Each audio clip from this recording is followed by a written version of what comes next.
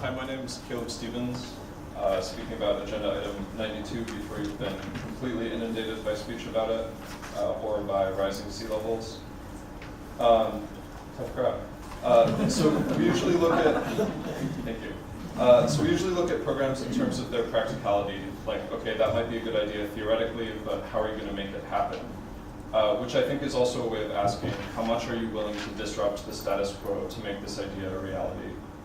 With climate change, though, I want to argue that we need a paradigm shift politically before the paradigm shifts on us climactically. The disruption is already coming and we know it. People are going to be hurt more and more by temperature extremes as they have been this winter, by increasing disasters, droughts, and floods as they're being now, economic instability, species loss, and disease. So instead of asking, how are we going to pay for the cost of cutting emissions, I think we need to be asking, how are you going to pay for the cost of not addressing climate change?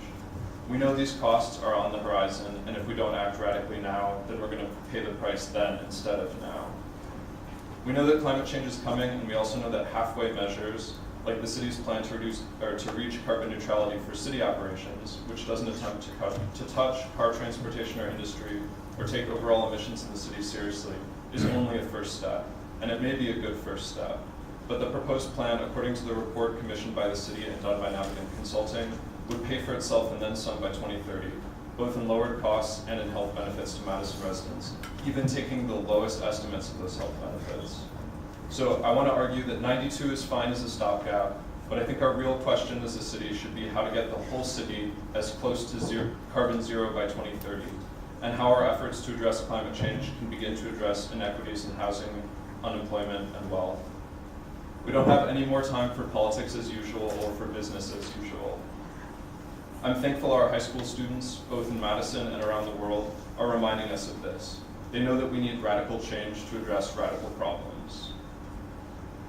So I'd like to implore you to take your responsibility as a politician and as an alder person seriously, and argue that that means both calling on the federal government to pass the Green New Deal, but also fighting to make all of Madison, and not just the city government, carbon neutral by 2030.